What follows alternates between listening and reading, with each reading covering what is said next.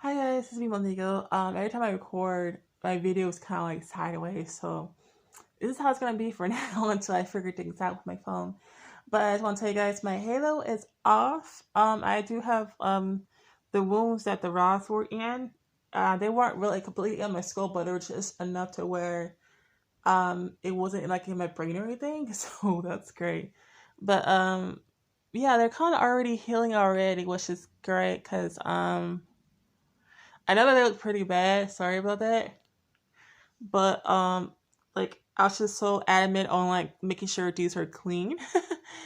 And they said I was told by the doctor they're gonna heal fantastically. So I can't wait for that.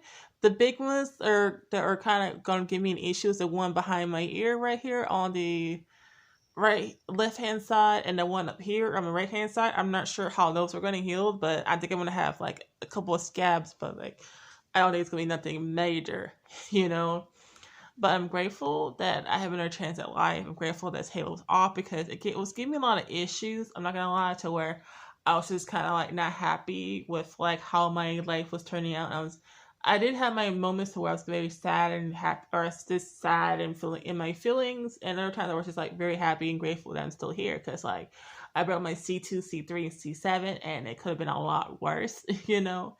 And I was gonna do like a whole like top things that kind of irked me about the Halo, but like even if it irked me, bro, like why am I complaining about it? Like I'm still here, you know, I'm still here, and I was just getting so emotional just being on myself because like I love laying on my side to sleep. I couldn't do it with a Halo, and once I laid on my side, and not feeling any kind of intense pain or just feeling that pressure, the Halo on me, I was just kind of like, oh my gosh, like what a miracle it is to just lay on your side and just be comfortable, because I couldn't be comfortable at all. Like it's just that's my biggest two issues. Well, biggest three is I couldn't be comfortable. I got hot and I got to keep using my fan on time, and I couldn't really be independent. I couldn't bend down. Like if I just went on the floor, I couldn't pick it up. I had to either use my foot to pick it up, or get a doll to do it, or get one of my family to be like, "Oh, hey, can you help me this?" So now I can be independent, but I can't be too fast with it because I think this happened for a reason. Because like before the accident, I had pretty much two jobs. I was going to school full time. I had like one part time job and one full time job. So I was doing the most, honestly, and I'm glad I didn't take the other job to where I was working in Florida and then driving right across Florida, Alabama, and then I wouldn't know how to make that drive because they were like, oh, you can do mandatory 12-hour shifts, and I was like, well, I get sleepy, so I don't know how I'm gonna do that. And then I wanted to go to school, and then I wanted a part time job, so I was like, how am I gonna do that and be alert? But this wasn't because I wasn't alert. It was just like sometimes something that's happened, you know.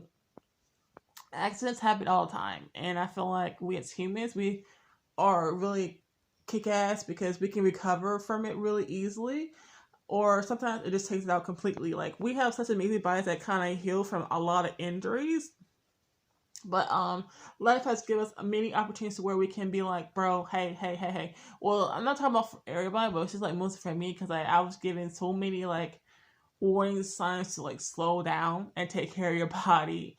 And each time I'll get sick and I get better right away because I'll be overworking myself, I will not really pay attention to the kind of warning sign my body was giving me. And at that time, like I was having a lot of health issues. I was like hell ignoring. Even though I was not eating a lot of meals, I was skipping meals really, or eating one big meal at a time, or multiple snacks, but they were unhealthy. Like I was eating a lot of carbs and not sugars, but like a lot of like sprites and just a lot of things that were not healthy for me. And I was like, I didn't care about my health. All I cared was also just focusing on the money. I was like, money, money, money, money. I wanted money so I could pay my bills so I could be independent. I was like, I value my independence. I like doing stuff on my own. But I wasn't really thinking about the whole picture. Like I wasn't putting my health as one of the priorities that I should. Because like without your health, you really have nothing. And I have learned this lesson over and over. And I feel like this lesson needs to be taught to me a different way, I guess. I don't know, you know? And I'm not trying to make an excuse for what happened or anything like that.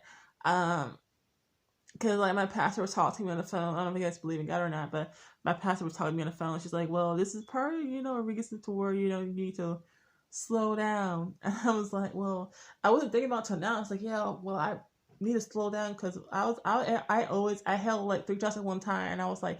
getting no sleep, and I'll try to do it, like earlier in the year, and I was like, bro, I'm tired, and my body gets tired more easily. I feel like I'm more of like older woman, like in her 80s, more than one supposed to be right now.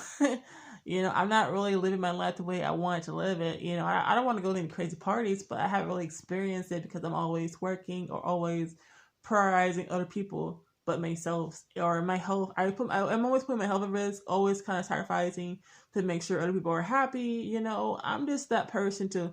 I would rather you have like food to eat than me have food to eat, even though yes, I have health issues.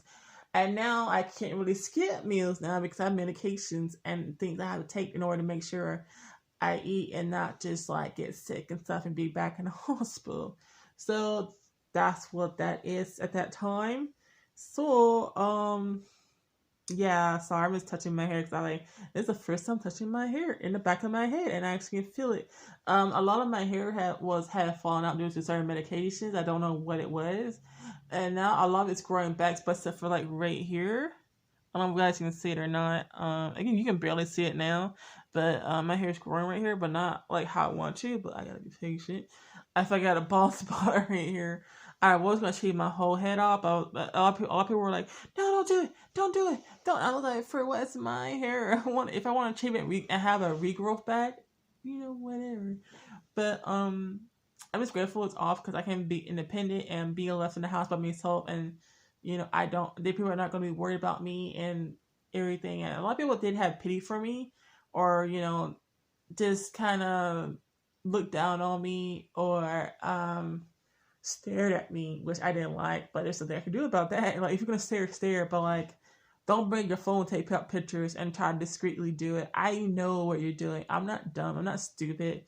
Like, bro, I have somewhat of a college education, but I don't know why I don't know why I don't know why people look down on people who are in wheelchairs, who are, in things in that situation. I just don't like, don't feel sorry for me. Like, I'm good either way. But I just want to tell you guys before I start rambling that I am somewhat good right now. I still have time. I still have to do PT and do recovery and stuff like that.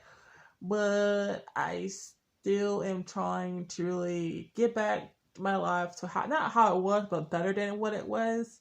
Because, bro, like I had so many red flags when the doctors were kind of putting me in the ER, and they're like, how are you still alive? Like I was like one of those like living like one of those like a good car, but like as time went down, I didn't do an oil change, I didn't get my tires rotated, I didn't really get the new parts I needed. Like I was just pushing it to make it work. And every time I go ahead and put it into the garage, aka hospital, I'll get what I need, leave, and then keep work, or push myself to the limits each and every time, which, I have such a very strong desire to work and hold down 2 jobs and go to school, stuff like that. But if I don't put my health as a priority, bro, I may be able to push myself one day and just end up being like, well, you're dead. You have so many warning signs. So this time around, for real, I'm just going to make sure I'm number one, really, that comes to, well, number 3 in my life, to where I can go ahead and actually, how you say, be good, but also make sure that I'm healthy in the same way. And I've been doing good so far, so I'm going to tell you guys about my medications in another video, and my whole experience with Halo as a whole. But I'm just going to go to bed because I got a painkiller in me, and I'm just going to go to bed. So, bye.